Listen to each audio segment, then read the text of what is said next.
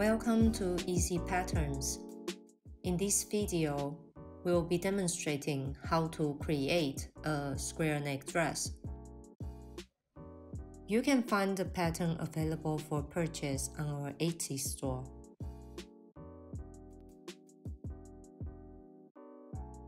In the download, simply choose your size and print it using an A4 printer.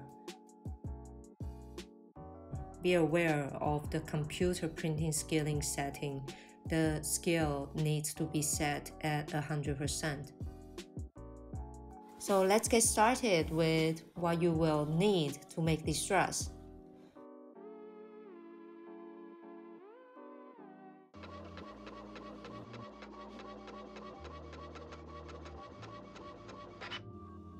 It's a total 48 pages, arranging order as shown.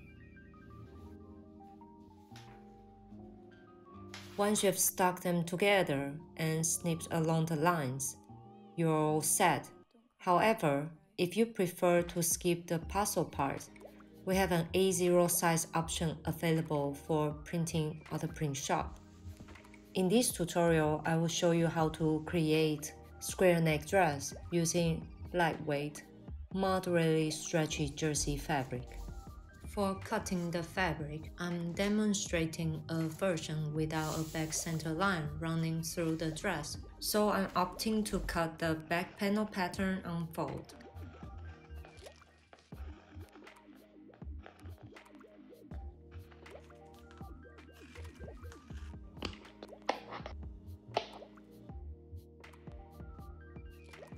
Keeping an eye out for those little red dots.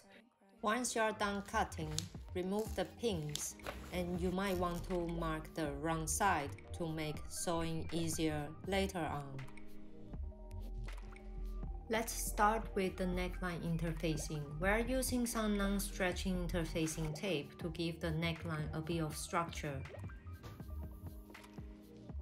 Check that your sewing machine needle is suitable for stretchy fabric before you start sewing. I'm using these 2 stitches to complete the neckline. Starting by securing the neckline edges with an overlock.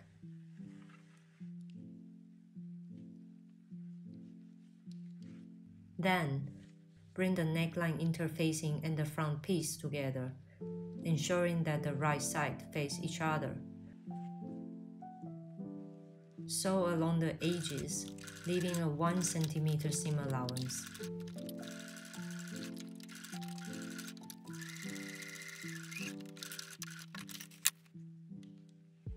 Clip into the inside corners to get as close as possible to your stitches without cutting through them.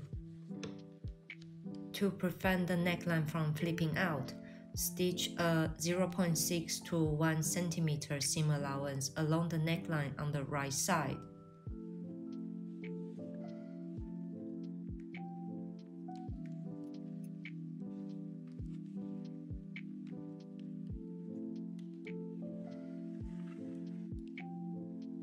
Give that completed square neckline a good press for a sleek finish. Here are a few samples you can experiment with for the neckline stitch and seam allowance.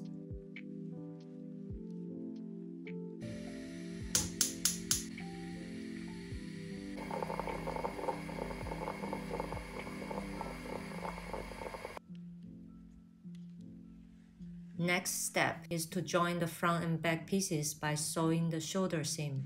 Use a 1 cm seam allowance and overlock it. This is how it should look. Let's move on to the back neckline. To prevent the neckline from stretching out while we work on it, stitch it with a 1 cm seam allowance. As shown in the picture, there's additional fabric covering the neckline, known as neckline binding. To create it, simply cut an extra strip of fabric equal to the neckline length plus 2 cm. For instance, if your neckline measures 23 cm, cut a 25 cm stripe with a width of 5 centimeters for the binding. Since my fabric has a good amount of stretch, I opted not to cut it on the bias. To make it easier, I use double-sided tape to keep it in place.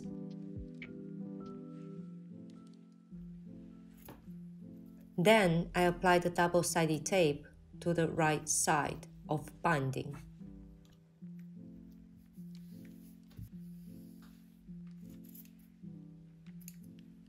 Pin the binding onto the right side of the back neckline. Leave about a 0.7 cm seam allowance, making sure your first stitch begins at the noticed spot, then sew along the neckline.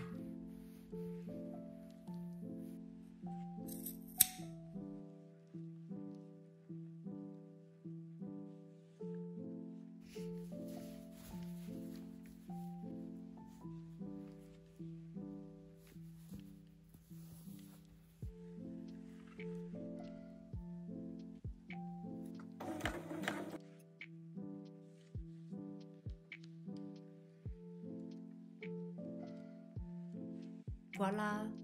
Neckline is done. Now onto the sleeves. Lay the garment body right side down and do the same with the sleeves. Align the center notch of the sleeve with the shoulder seam of the bodice. Then align the armholes and match them up with the front and back notches.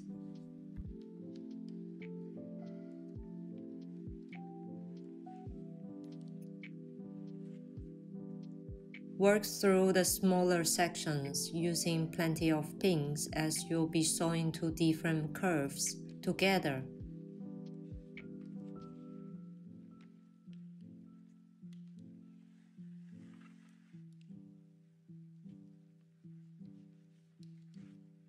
For the side seams, I use a zigzag stitch to allow better stretching.